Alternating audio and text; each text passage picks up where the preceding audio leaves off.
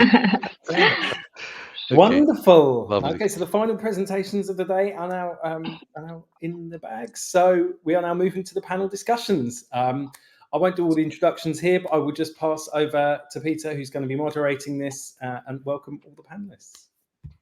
Thanks, Philip. Really appreciate it. Welcome, everyone. I could just see a few numbers counting up still, so we'll give everybody a few moments to come in. But while we do that, I'll do a quick intro for myself. So I'm Pugh-Jones, or just Pete, from Confluent. I look after strategic accounts at the company in EMEA.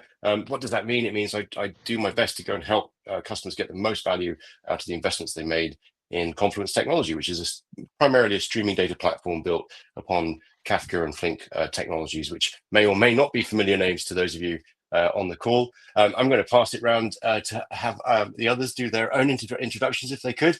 Ruby, would you mind going first since you're the first one on my screen?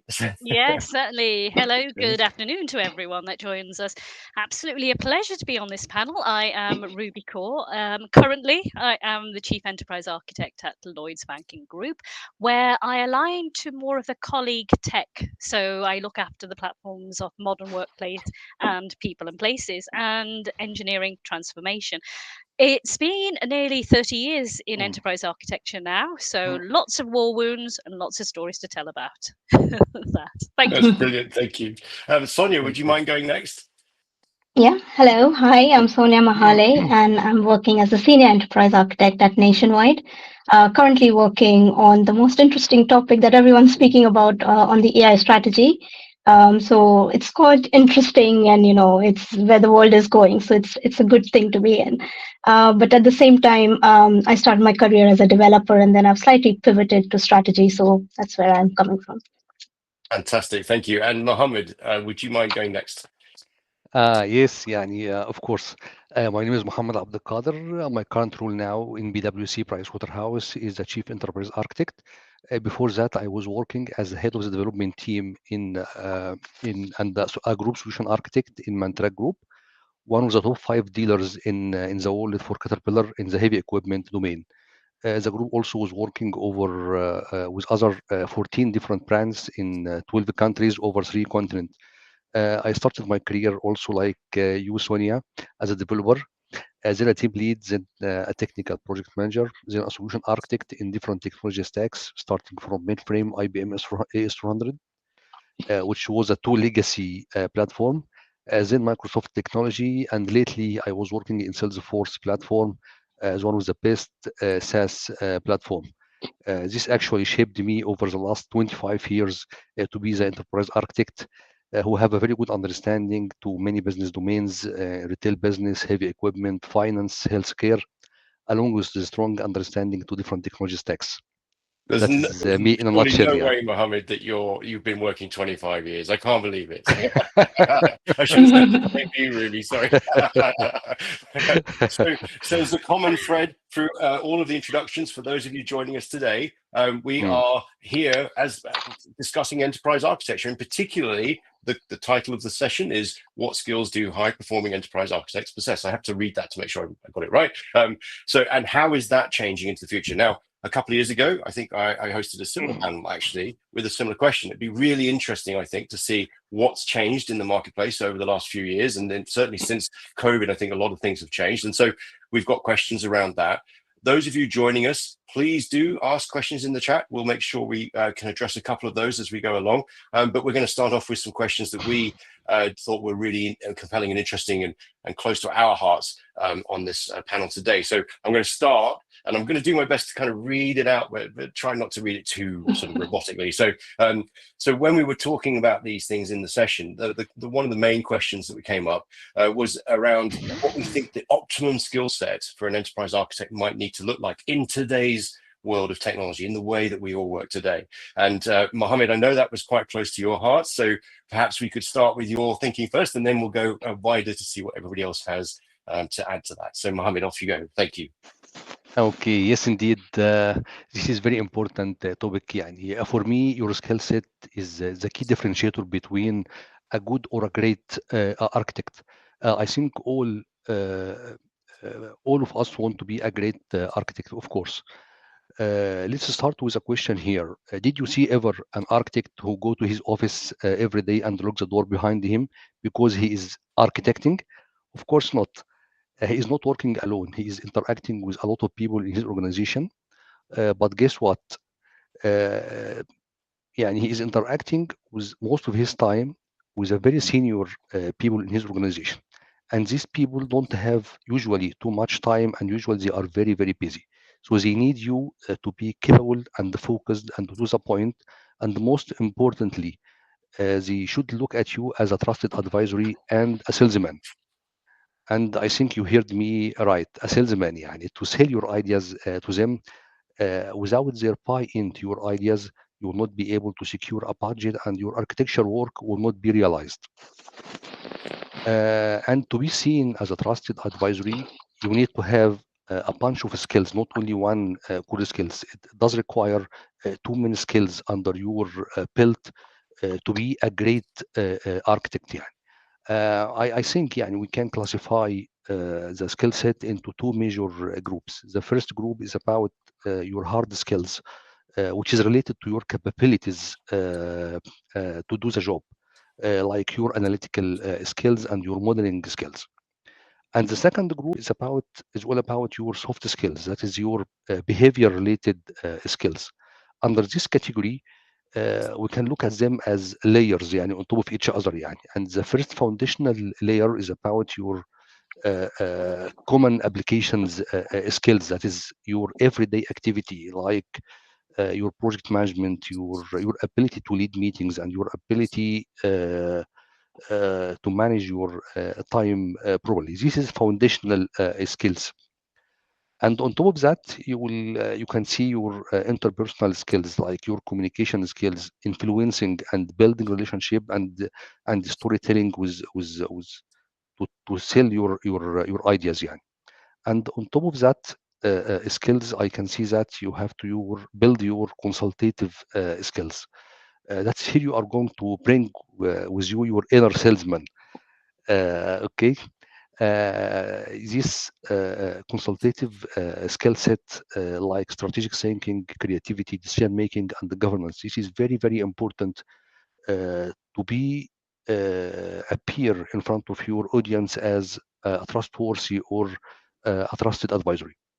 By combining all of your hard skills and soft skills and mastering all of these skills, I can ensure you that you will be indispensable for your organization, and you will be able to move yourself from being a good or an average architect into a great architect.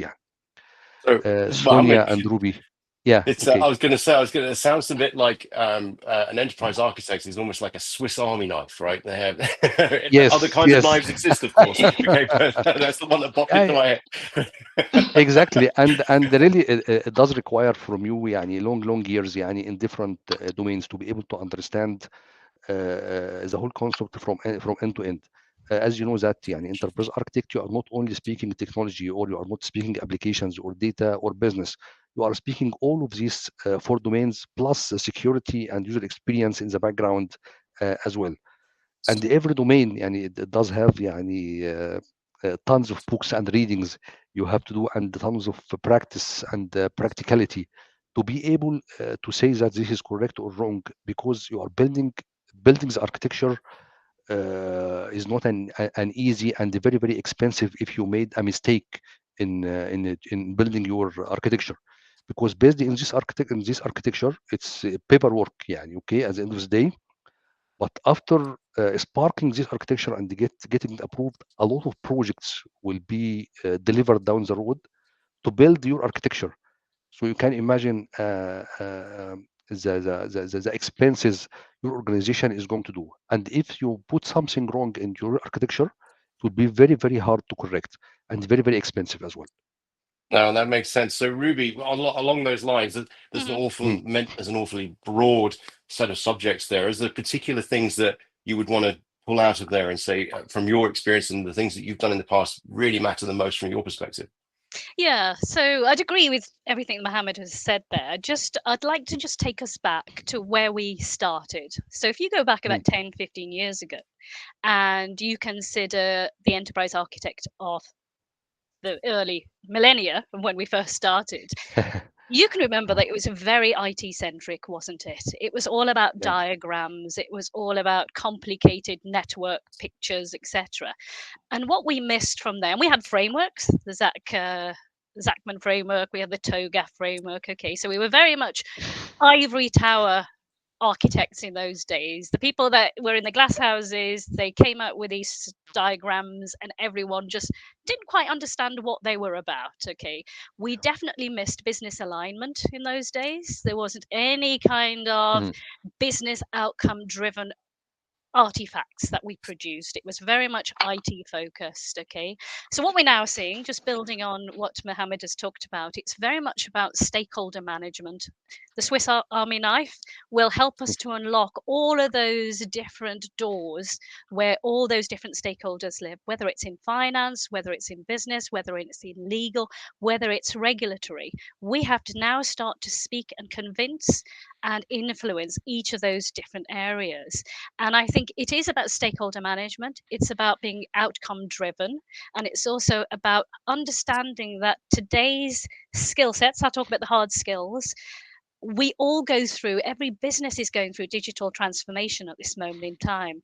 And that digital piece, it's accelerating the speed of change now. So architects have to be very nimble. We can't just build roadmaps that go out to the future. We need to be transitional all the time in our skill sets. And what are those key skills that I see within Lloyds Banking Group across the financial sector? And I've spent about 25 years in the mobile telecoms business as well. And they're pretty much the same. You have to know about cloud adoption. You have to know about SaaS applications. You need to know about Gen AI now. You need to know about microservices. So these are the key skills, and data architectures as well. You need to have a very good command of the very top level as an architect of what these all mean and how they all knit together as well, to be able to build up that very compelling story of where you can take the business and how they can actually listen to what you're saying and not just have a diagram thrown over at them where we say, here's a roadmap, go figure. Yeah, it's a bit. So when we were talking before, you mentioned sometimes in the past seeing talks done by folks on stages, perhaps with slides, where they put up these slides with all of this stuff on them, and then they proceed to just read through everything on that slide, which doesn't always translate to everyone watching, right? Because you've got a very mixed bag of audience in front that you have to talk to everybody at the level that maybe works across the board, which is, I guess, a really difficult skill to develop. So, and we can unpack some of that a bit more, I suspect, right? Because we're definitely heading down the storytelling piece here. We've got a question on that specifically in a few minutes. So we'll come back to it. But Soniya, I noticed you dropped out, but don't worry, you're here. We can see you. Yes. And hopefully we can hear you. Yes, we can hear you as well. So yeah, your thoughts on that first question, which, by the way, just so you know, we are still on the first one, so that's okay. Yeah, I think it's interesting. Mohamed just mentioned that it's like being a salesman, but I also see ourselves being like a lighter version of a CEO. To be fair, because we need to know everything what's going on. It's not just IT. It's not just a tech role, as Ruby just touched on it. And it's more about understanding all the different areas within your organization, making sure that you can collaborate with everyone. At the same time, be an influencer. You're wearing all these different hats at the same time. And also making sure that you have good skills in the area of conflict resolution, because every time you have a discussion, it's not that everyone's going to be on the same journey with you. So it's very important that you have that skill to understand and be a good listener, at the same time to make sure that everyone understands where the solution is going, where the roadmap is going. But at the same time, make sure that everyone's on the journey with you, they agree, and you need to convince them. Obviously, it's very important that we always put something on the plate. That's what I believe in. Don't go there with, a new technology is coming and, what do we need to do? It's very important that we set the scene, we put something on the plate for them to review, and then take the whole thing from there. So I think it's a good, mix about having a good mix between tech and business. But with all these new technologies coming in, it is very important that we also understand what is the risk appetite of our business, and also understand things from a threat perspective now, because there are different dimensions that we need to think about. It's not just about tech and business anymore. it's also equally important we think about the risk and also about what are the threats that this new technology could bring. So it's writing all of the story together. So it's a very important role that we play, and we are at the forefront, right? So we are the ones where we start with the whole thing, and then we want to bring everyone on the journey. So it's important we give them a 360-degree view. So, sorry, please go ahead, Ruby. Go ahead. Sorry, I was about to say, because we hold the enterprise view from the beginning to the end in terms of how we're going to get there, it's a very unique position to be in. Very unique to have that holistic picture, that holistic view.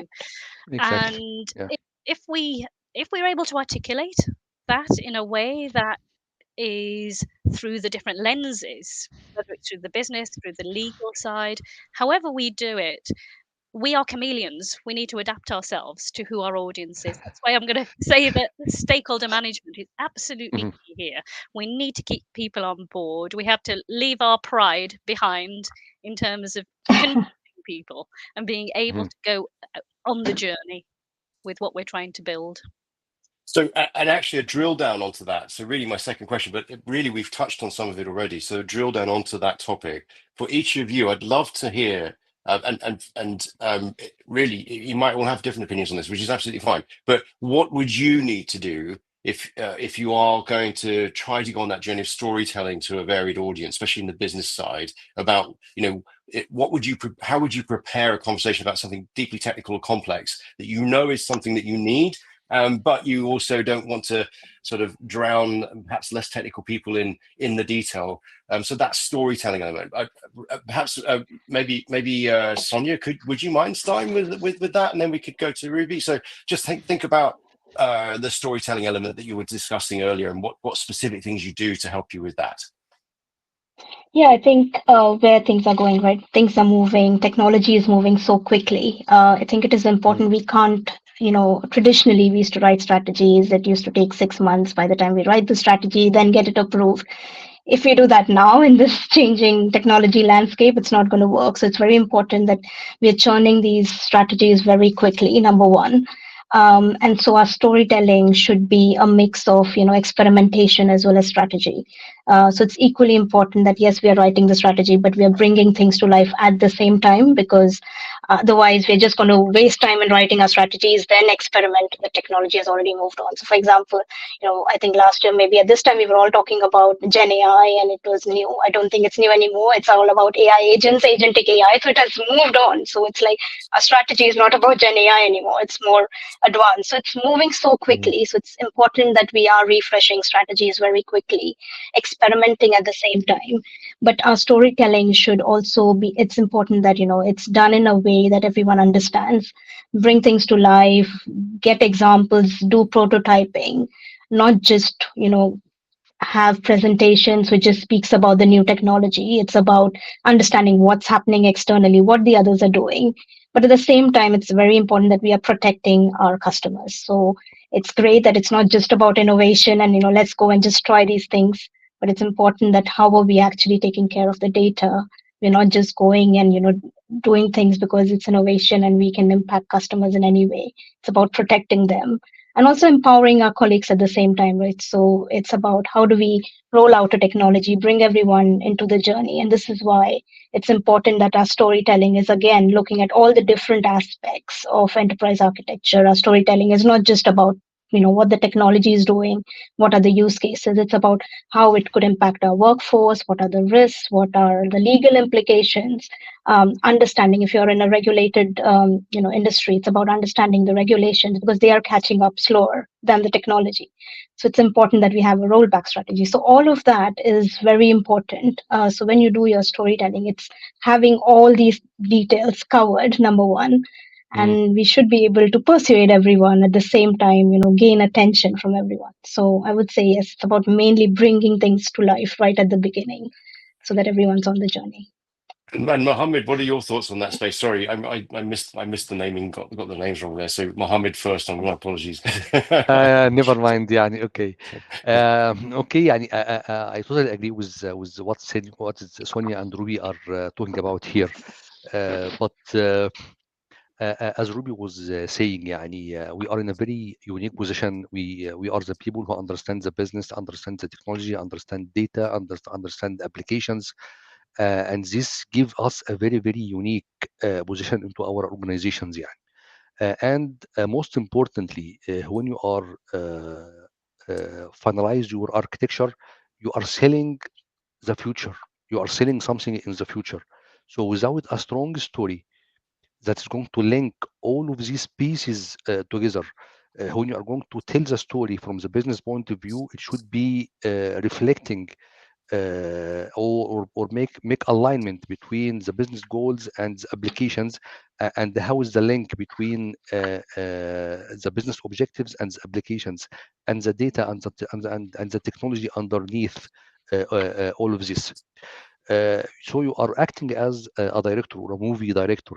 So you are setting the stage, and everybody have a role in your story, and you are the one who understand the full story from end to end, from the business and to down the road until the router downstairs in the server room is making all of these connections between all of these applications to the external world. So you are the only person who have the story from the beginning to the end, and you are the person who is distributing the roles, and you are distributing the actors into the stage. So in the business, you are going to get the approvals from the business, and helping the business to secure the budget to quick start all of these applications or these projects, and the application team are going to deliver this project. And behind the scene, you will have the data team are waiting to collect all of these data to drive insights and drive the applications and drive the business into a new position.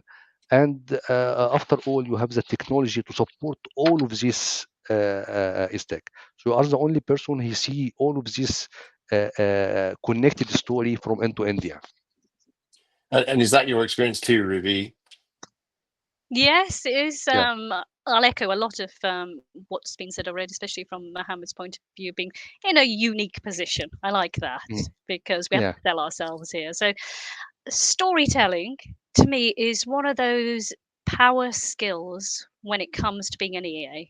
When we talk about communications, what are we trying to do? We're trying to take our stakeholders on the journey, our varied and wonderful stakeholders on the journey with us. Because EAs are all about starting from a current state and moving to a future state with a target state in between. So what we need to do is to be very precise and very clever about how we articulate a narrative of how we're going to get to that future state. And that state is, here's an example. From a tech point of view, from a traditional architect point of view, we could say we're moving all our data to the Google Cloud platform. Okay, because we want all our data in one place, we want it to be the single source of truth, because we can do better, data replication there, etc., all the reasons architecturally, data in one place. You try and sell that to the business, they won't care. The data's all in one place. So the change is, you say to them, imagine a world where we can upsell, cross-sell data products, services to our customers, okay? And we can sell those quickly and easily than ever we could before, because now we've got a single view of the customer in one place. And that's the articulation. You make them then ask you, well, how could we do that? Then you start to get into the technicalities. It's actually moving a data from all disparate different data stores into one place, be it the Google store or be it wherever. But that's the articulation. And I think what we start to see in the storytelling is we've now got a shared vision between the business and the architects and the tech world. And that's what starts to bring people on the journey with us. Had I begun by saying, we're just going to move the data to one place, I'd never have won any business friends. Seeing it and the empathy from their point of view, that I empathize with their point of view and their needs and the outcomes they will drive as well. So that is clever storytelling in an architect's world. So it is about applying your knowledge of the way that the different audiences you're talking to can interpret the data, but mostly in each case, or the information you're giving them rather, but in each case, it's really about selling them on an outcome that's that's relevant to them, right? I guess that's exactly. if I've understood that right, which is fascinating because it sounds like we're maybe EAs should all be salespeople too, and they could probably make a lot more money doing that, right? Yeah. It's all about tailoring your story to the right audience, يعني. And as Ruby explained, يعني, in a very nice way, that you are interacting with two different stakeholders. يعني, in this specific example that she is talking about, you are talking about with the business. You should show them the value, or what is in it for them to go with you and secure the budget. And this is a very huge investment, usually the data projects. يعني. So why يعني how you are going to persuade the top management that to invest into this data platform is going to add a value? So if you go into by one story or one statement, and you're going to repeat it for all of this audience, it will not fly. It will never fly. So you have to, when you are going to speak with the business, you should tailor the message from the business point of view. What is in it for them in terms of from the business point of view? And when you are going to sell it to your technical team, you are going to discuss it from the technical point of view. What's in it for them? That is, you are telling the story properly. Yeah.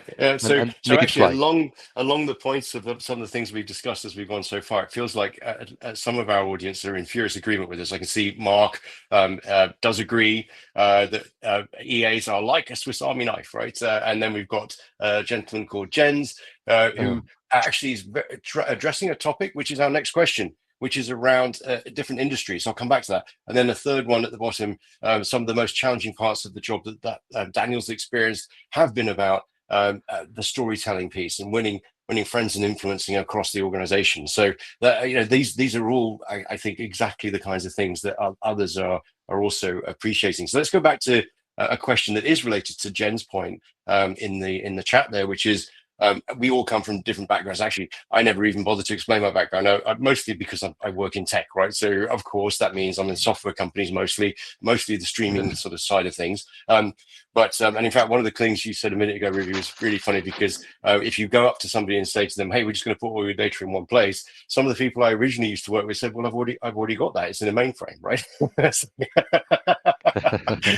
so it wouldn't sell them anything new. But that was a long time ago. But the point really is, if you've worked in a variety of different industries, what's your observations, and all of us have, what would be your observations around perhaps the subtleties or differences of an EA role in those different industries that you have been in? And is there any? I mean, that's also the debate subject, which I hope also segues nicely into the question or the comment made by Jens, if I've got that right, who has found it difficult to find companies that can assess them based on their different industries they've worked on rather than specific products that they're familiar with, if that makes sense. So let's start this time with Soniya on that question, please. Thank you. Which is, just to reframe it, because I spent a lot of time talking there, is what's your experiences about EAs and the differences in EAs, if there is any, between different industries? Yeah, so I've worked across industries, and I think the way I see it is the foundational things obviously remain the same, the soft skills and all of that side, which we've spoken about. That's all fine. That's the easy bit. I think it changes when you try to understand what is the company's culture. And this is quite important to understand, because when we, I think, change industries, we don't really think about, we just focus on, this is a different domain. Let's just try to understand the domain. But it's not just that. It's about also understanding the company culture. What is the culture out there? Do you want to change the culture, number one? Yes or no? Sometimes being an EA, it's not always about being strategic, because sometimes you might enter an organization and it could be that organization is really struggling and it's more about keeping the lights on. So in that case, your focus is more on tactical decisions rather than strategic.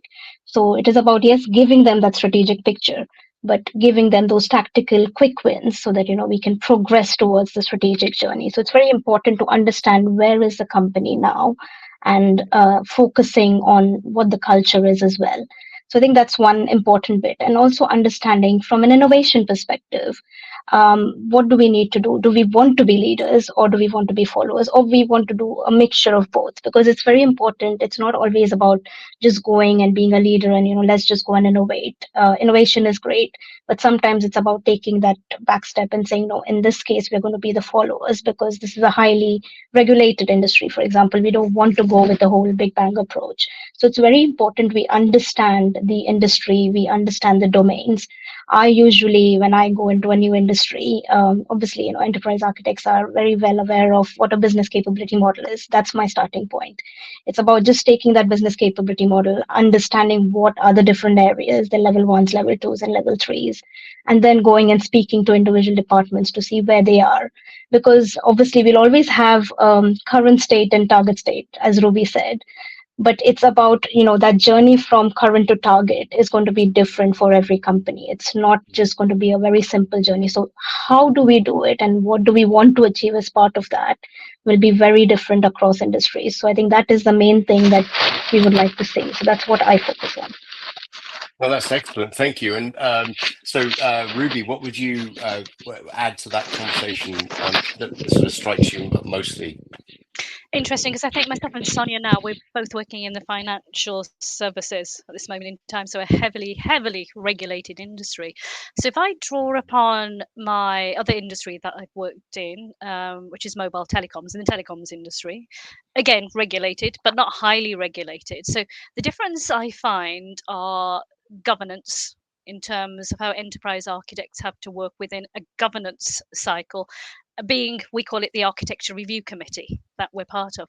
In Lloyds Bank, in the finance sector, we can't move unless everything has to go through the architecture review committee. We're very much about almost like the department that says no in comparison to the mobile industry, where I found working in Vodafone, it was very much about, yes, let's try it out, let's see, let's put a proof of concept together, let's make it fly. And it was a global organization as well, so you could try things out in Turkey, try things out in Italy if you couldn't try them out in the UK.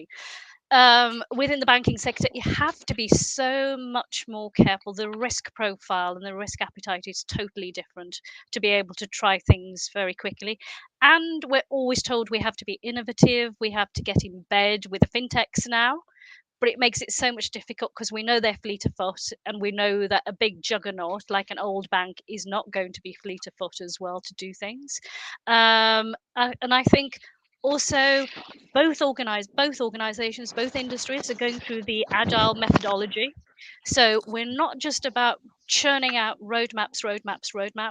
We're also about ensuring that we have those agile architecture guardrails as well. So we talk about guardrails now in technology, not so much about roadmaps that go on for 6-7 years. It's almost like adaptive governance is where we are applying ourselves now. And innovation in the financial services is a lot more difficult to do because of the regulation of what we can and cannot do. I mean, a live issue that I'm dealing with now is looking at Gen AI in terms of with our customers. We're fine to do it with our colleagues and test it out internally, but as soon as we start to get into Gen AI and the consequences with our customers and the fact that we sold them products through a Gen AI tool, we get into a very, very dangerous world. So I think there are similarities. They're both business transformation, digital transformation industries, but one moves at a different pace than the other at this moment in time. Oh, that's fantastic. And actually the insights from all three of you, thank you so much. I've learned tons, right? And actually I've made some brief highlights here, and then we'll go around and just ask you if you have anything else that you'd like to say at the end. So for me, the key words I've picked up on, there was many actually, but I've gone for, I've decided to describe innovation based on this last question being relative to the industry you're in, or the position of the business that you're in, because something that could be innovative in one business might actually be, a very small step, but still improving a massive amount of things. But if you go to another business, they might have a different way of thinking about innovation. So that's kind of, innovation is relative. That's my first one. And then I picked up salespeople to all, right? So EAs have to be salespeople because they have to try, and they have to sell to all sorts of different kinds of folks in the business at different stages of the sort of roadmap plan. And then I've picked up, I've gone with my own analogy. Sorry, I wish I'd picked up something better, but Swiss Army knife, that seems like another way of describing the sort of skill sets required by an EA. And the only way you can do that, I guess, is by having varied experience and knowledge about different things that you've come across in the business. And then I think the number one at the bottom is always the kind of encompasses it all, is what you all talked about, which was storytelling and getting that storytelling right, and not just focusing on the sort of perspective that we might have from a technical side, and actually thinking about the outcomes that the person who's taking this idea from you will need to take advantage of. So with all those things in mind, and the fact we've got about 10 minutes left, we can have a quick look at any questions or points made in the chat. But before we do that, is there anything, should I go around and just say, is there anything you'd like to sort of summarize at the end? Perhaps we could start with you, Ruby, and then go to Mohamed and then Soniya for a sort of final thoughts kind of session. Well, it's been a really interesting conversation. I think the things that shout out to me are, I think to describe an enterprise architect, okay, it's an evolution journey that enterprise architects are on. So it's an evolution from being a technology gatekeeper to being an enabler for the business. That's the difference we're now seeing. And the best enterprise architects are those that can blend their technical acumen with an articulation of a compelling story to the business. Those will be the best of the architects in the future. I'm going to use that. I'm going to take that, if you don't mind, and use it. Okay. Okay. Mohamed, have you got a thought on that? Very strong words, Ruby. Yeah, I totally agree with you. I can't agree anymore about all of what you are saying. Yeah, totally agree with you. Yeah. So you're full in furious agreement. And Soniya, have any final thoughts for your day based on what we've talked about so far? Yeah, I think I would like to probably say that, in terms of messaging, I would say just keep up with new tech. It's very important as enterprise architects. And we need to obviously focus on our soft skills as well. That's equally important.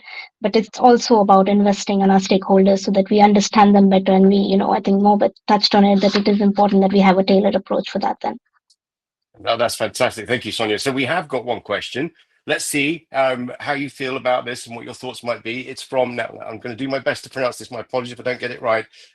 Soterius maybe is probably correct. My apologies, that was terrible.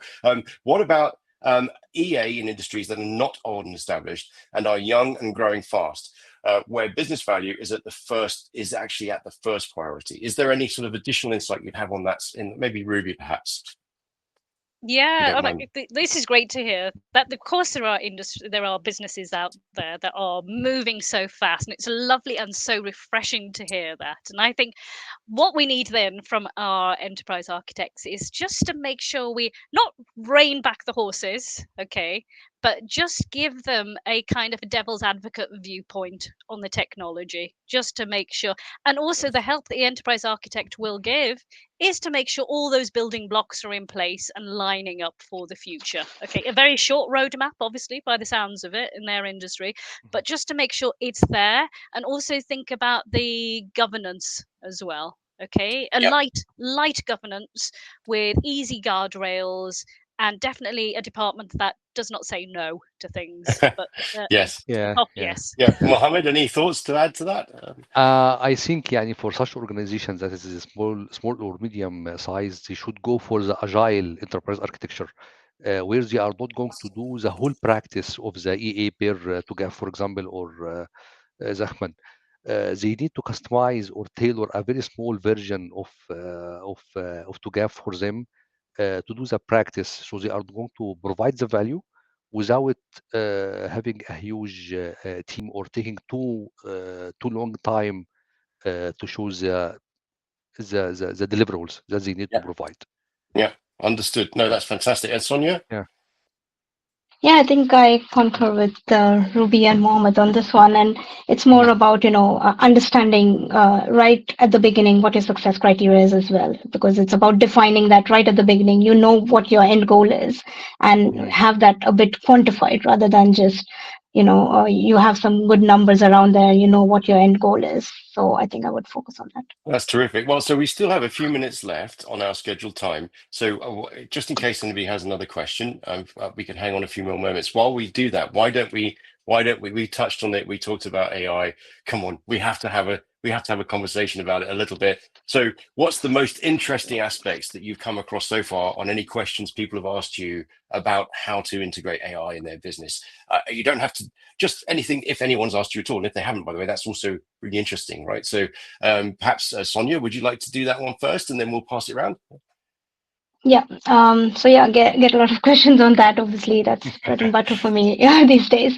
But I think it's about, understanding how one from, is every solution, is it just a sales pitch when people say it's, AI powered these days, right? So it's firstly understanding, do we really need AI in the solution? Because sometimes we don't really realize there are other aspects of AI which we need to consider. So things like sustainability is such a big topic.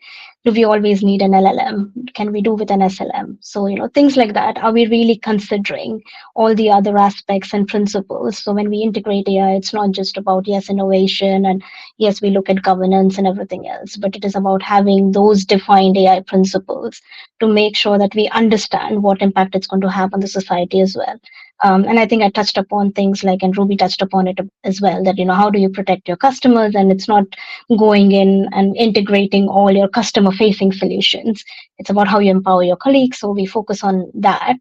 And it's about how do we integrate all the other technologies as well, right? So it's not just AI. We keep speaking about AI these days, but there are so many other technologies that are coming.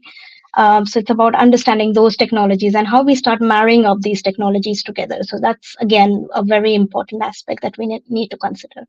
No, that's brilliant. So we have 2 minutes left each. So Mohamed, perhaps to you next, and then Ruby, we could end with you if that's all right. So, Okay. Regarding the AI, I think we as an EA, no exception here, we should use the AI like any member in our organization. In terms of you can your EA tool should be AI enabled. That will help you a lot in doing a lot of impact analysis when you are going to do decommission, for example, an application. Maybe the EA tool, if it's smart enough, it could give you some insights and give you some clarity about what will happen if you are going to decommission this application or this application. Yeah. So in a nutshell, you will be a user of the AI via your AI tool, and at the same time, you should also understand the AI, because the AI will become a tool that will be deployed on almost all of the business, and without a good understanding to the capabilities of the AI and how it's going to be utilized into your business and bringing a lot of use cases for your business, how to use the AI, I think we'll be missing a lot. So we should find out what is the most suitable use cases for the AI into our business and apply it. Oh, thank you. And Ruby. Yes, very briefly. So I'm gonna just quickly touch on AI for EA. Okay, in that context in particular. So what will it be able to do? We know that all of our roadmaps are all based on historical data. Okay, Yes. So now we're going to get the idea of real-time data that will be able to help us with optimizing our. That's us, by the way. Yes, there you go. Gave you a plug. Okay, your cascading places and what you do. Okay, so fully automate and predict outcomes far sooner and far faster than ever before from an old traditional route. And I think also from the Gen AI point of view, we'll be able to auto-generate our blueprints of the future as well. So enterprise architecture is going to get a lot more faster. Ah, fantastic. So thank you all for spending the time on this today with me. We'll give it another moment or so, because I think Philip probably will join us again. I'm not entirely sure. So with that in mind, let's just summarize one more time. Any last thoughts before we go? So anyone with the last thing they want to add? No? Well, I just think enterprise architecture is here to stay. We've just got to be agile. We've got to move with the times, and we cannot live in an ivory tower. If you are in one, you need to break down the glass doors and get out there and start talking to your stakeholders. Fantastic. No, that's really excellent. Hey, listen, thank you, everybody. And thank you, audience, for staying with us all the way through. Hopefully it's been insightful and interesting. I can see lots of feedback and thoughts, and I can see Philip has joined us. So that's fantastic. So I think we're done. So thank you all again. Have a great rest of your day. and enjoy the rest of Switch On. If there's any more left, I think there's a few more sessions left, right? Okay. Thank you. Thank you, everyone. Thank you. Okay, thanks everybody. Bye. I think we should get Phil joining us. Does he join us? Can you still hear me? Shall we stay? Yeah, Shall we stay? He normally does. Oh, well, Peter's back. We thought Phil would join us. I thought he was. I don't see him, but there are still a few folks logged in. So I did think he would pop in, but maybe I saw a chat message from him, so maybe he is in another session at the same time, something like that. So it's probably best. Okay. But the session is still open, so and there are still 20 folks in, so it might be best for us to all head off. But thank you all very much. Okay, nice meeting you guys. Nice to meet you all. It was a pleasure. Great to meet you. Bye. Okay, bye. Keep in touch. Okay, bye.